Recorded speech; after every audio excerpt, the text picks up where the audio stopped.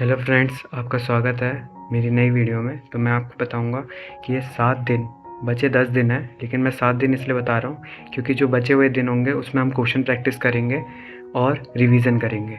क्योंकि हर कोई, अगर आप चैप्टर ख़त्म करने में लगे रहोगे, ये बोर्ड नहीं है कि आप सिलेबस ख़त्म कर रहे हो और जाके दिखाओगे। यहाँ पे हमें कॉन्सेप्ट को समझना पड़ेगा, एनालाइज करना पड़ेगा, तब जाके आप एक क्वेश्चन पे टिक लगाओगे। तो उसी के हिसाब से मैं बता रहा हूँ कि अब 7 दिन हम अच्छे से पढ़ेंगे बायो, फिज़िक्स एंड केमिस्ट्री। जो इम्पोर्टेंट चैप्टर होंगे मैं वही बताऊंगा आपको। जैसे कि मैं बता रहा हूँ कि पहला चैप्टर है स्ट्रक्चरल ऑर्गेनाइजेशन इन एनिमल, जो कि समाप्ति मैम से पढ़ो। वो PW नीट में पढ़ा रखा है उन्होंने, बढ़िया चैप्टर है। उसके बाद स्ट्रक्चर ऑफ एटम करो, जिससे भी कर सकते हो। मैं सुधांशु सर से करता हूँ क्योंकि मुझे उनका कॉन्सेप्ट ज़्यादा समझ आता है और मैं PYQ भी लगा लेता हूँ इसलिए। और unit and measurement and vector, जो कि यकीन बैच पे पढ़ा रहे हैं अभी आयुष सर, बहुत अच्छा कॉन्सेप्ट से पढ़ा रहे हैं और PYQ भी करा रहे हैं साथ ही साथ, जिससे आपको बहुत हेल्प मिले। तो उसी के साथ साथ आप 22 अप्रैल को मैं करूँगा बायोमोलिक्यूल्स, जो कि टेक्नोलॉजी करवा रही हैं। एक चैनल है, आप सर्च कर सकते हो, जो कि फुल्ली NCERT कम वक्त में ज़्यादा करवा देंगी। उससे आपको बहुत बेनिफिट मिलेगा क्योंकि इतना टाइम नहीं है कि आप NCERT पढ़ो या कोई 3-3 11-11 घंटे के लेक्चर देखो।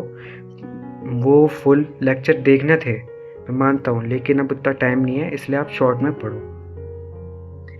और फिर पीरियोडिक टेबल करूँगा, जो इनऑर्गेनिक का पार्ट है। PW उस पर पढ़ा रहे, PW नीट पे उम्मीद चल रहा है, उसमें से आप देख सकते हो पीरियोडिक टेबल का।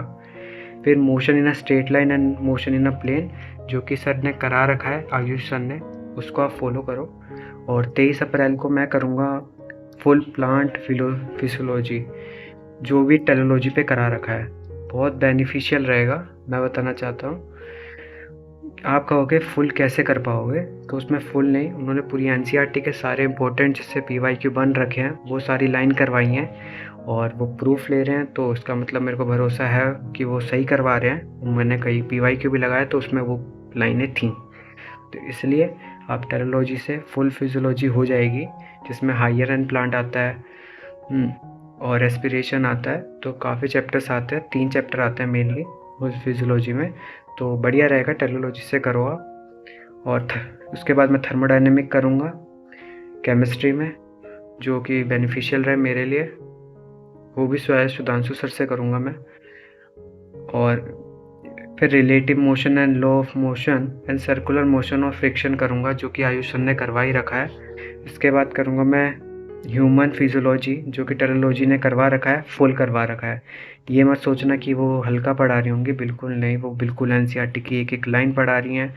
बहुत बढ़िया चैप्टर पढ़ा रही हैं, मेरे को बहुत अच्छा लगा उनसे पढ़ के। एक बार आपको अच्छा लगे तो आप पढ़ सकते हो, सबका अलग अलग सोचने की और अच्छा लगता है अलग अलग टीचर से पढ़ने का, तो आप पढ़ सकते हो। मेरे को ये अच्छे लगे तो मैंने आपको सजेशन दिया, टेक्नोलॉजी से पढ़ सकते हो। जो कि फिर मैं इक्विलिब्रियम करूँगा, जिसके मेरे पास ऑलरेडी नोट्स हैं, मैंने पढ़ रखा है, तो इसके लिए मैं आपको नोट्स प्रोवाइड करा सकता हूँ फुल्ली NCERT के इम्पोर्टेंट, जिससे आपको फुल चैप्टर एक बार को रिवाइज भी हो जाएगा और समझ भी आ जाएगा, जिससे मैं इसमें से क्वेश्चन प्रैक्टिस कर पा रहा हूँ। फिर मैं सर्कुलर मोशन एंड ये कर रहा हूँ, जो कि यकीन सर पे आयुष सर करा रहे हैं, जो कि बढ़िया रहेगा हमारे अभी के लिए, क्योंकि कुछ ही दिन बचे हैं अभी इस वक्त। अगर आप फुल वन शॉट पे जा रहे हो, तो फुल चैप्टर पे जा रहे हो, तो आप उसको कंप्लीट करने में लग जाओगे, कोई फ़ायदा नहीं रहेगा। इसलिए वन शॉट देखो ये जो करवा रहे हैं, और नंबर अच्छे बन जाएंगे, भरोसा रखो। फिर उसके बाद हम 25 को करूँगा मोलिकुलर बेसिस ऑफ इनहेरिटेंस, जो कि टेक्नोलॉजी पे डाल रखा है उन्होंने, जो कि सही है, क्योंकि मोलिकुलर बेसिस एंड इनहेरिटेंस में बहुत डाउट आते हैं और बहुत ऐसी लाइनें NCERT की जो आपको कंफ्यूज कर सकती हैं, तो इसलिए मैं उनसे करूँगा। फिर DNF ब्लॉक करूँगा, जो कि इनऑर्गेनिक से PW नीट पे उम्मीद पे करवा रखा है सरों ने, उससे करूँगा मैं। फिर यकीन पे आयुष सर, जो कि करवा रहे हैं, उनको फॉलो करूँगा। और फिर बायोटेक करूँगा, बायोटेक से 3 क्वेश्चन आने की मिनिमम चांस है, तो इसको ज़रूर करके जाना, बायोटेक्नोलॉजी। फिर कोऑर्डिनेट्स एंड कंपाउंड करूँगा इनऑर्गेनिक में, उसके 2 क्वेश्चन आएंगे इनऑर्गेनिक में, हाँ, केमिस्ट्री में नीट में। और फिर जो फिज़िक्स है वो अपने यकीन पे करूँगा। उसके बाद living world and biological classification and plant kingdom and animal kingdom, ये भी टेक्नोलॉजी पे करूँगा। और जो मैंने बायोटेक्नोलॉजी बताया था वो समाप्ति मैम से करना, क्योंकि उन्होंने ज़्यादा अच्छे से कवर कर रखा है अच्छे से।